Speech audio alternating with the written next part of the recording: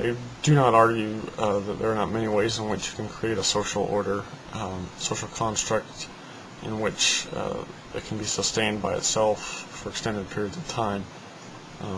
There's an example of an African tribe, and I'm not going to get too much into it because this is one of those areas where I didn't want to, have any wrong things drawn, but suffice it to say that it's demonstrable that you can pass on, in a social structure, capacity for a society to continue without traditional, families, and that's kind of clear. So, I'm not going to argue that kids raised by gay individuals will be less able to be well-educated or well-adjusted members of society. But what I do want to address are the realities, things that are demonstrable facts about the way that things are. And so just as global warming being the fault of humans is not something that can be demonstrated, I'm not going to pretend to be able to demonstrate conclusively that same-gender mainstreaming of same-gender societal constructs or the attempt to just revolutionize social or gender roles will lead to societal decline or collapse. So I need to emphasize that I'm not trying to disparage at all when I present stuff. I just want to make that clear. I don't want people to take offense at things I present, but so there's always a question between correlation and causality when looking at figures and trying to understand complex systems, macroscopic systems. So I ask you to just look at these facts and try and think how they would translate in various scenarios in your mind.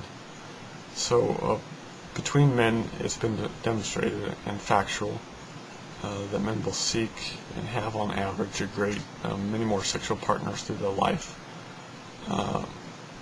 than is generally sought or desired or obtained by women.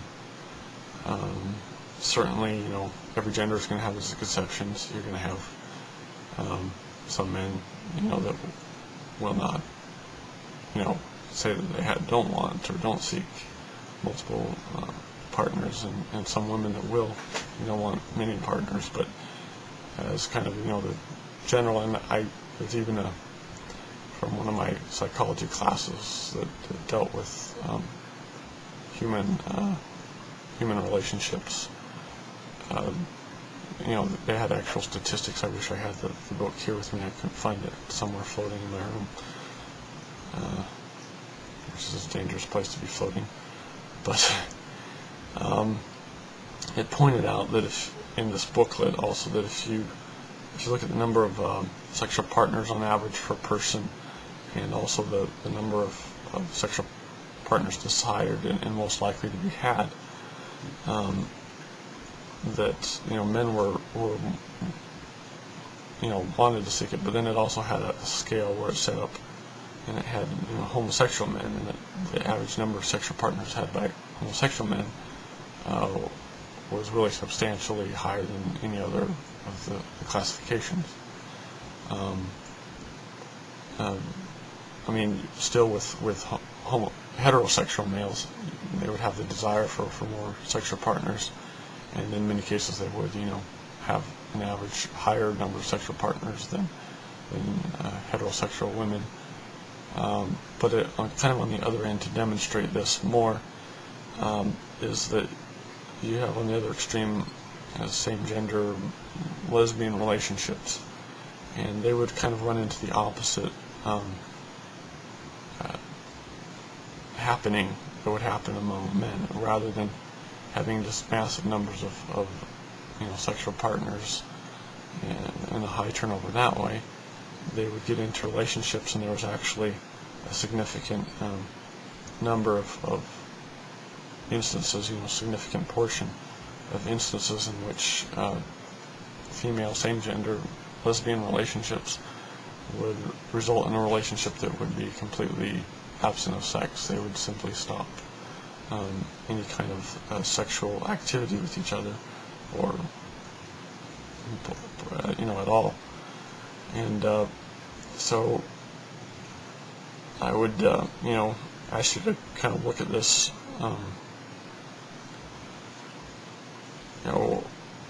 If you look at a heterosexual relationship, seem to have kind of a balance between the tensions, and generally the variety and multiplicity desires on the side of men, and the desire for stability and singularity on women generally tends to kind of balance it out.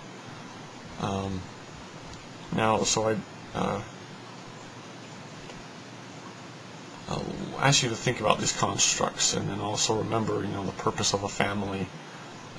Families and societies are intended to provide and prepare the next generation, and biologically or medically or both, to have them then both come into being, and advance to maturity, and then continue the progression of humanity and humanity's evolution.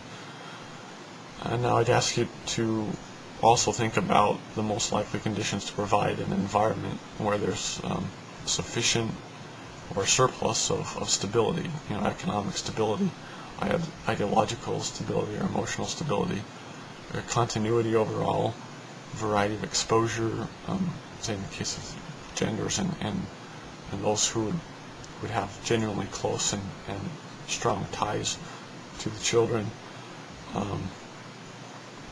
And I'd ask you to think about, the realities of the extremes of the same gender relationships, whether it's, multiple sexual partners on the one end, or an absence of some level of intimacy on the other.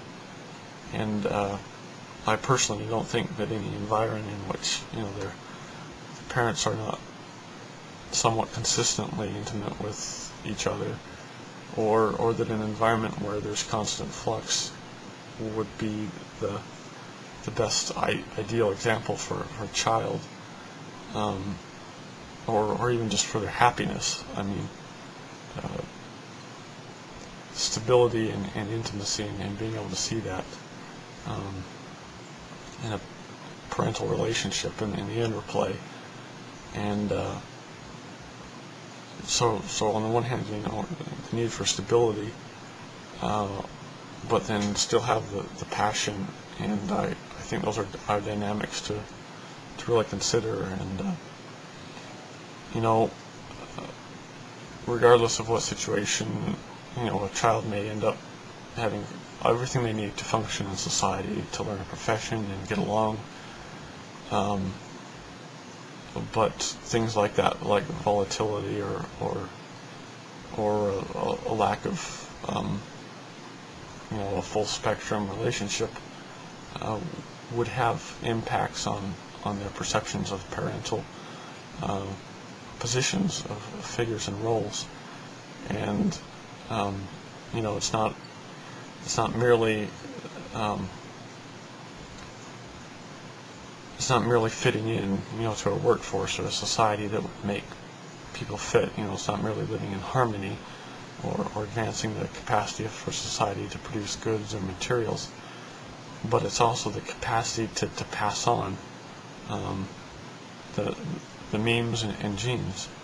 And so if a child sees parental relationships as either, on one hand, disposable, transitory, or wanting, then in the ultimate fulfillment they can provide, that's what I mean when I say wanting, then are they going to be as likely or more likely to start up a family-like social structure?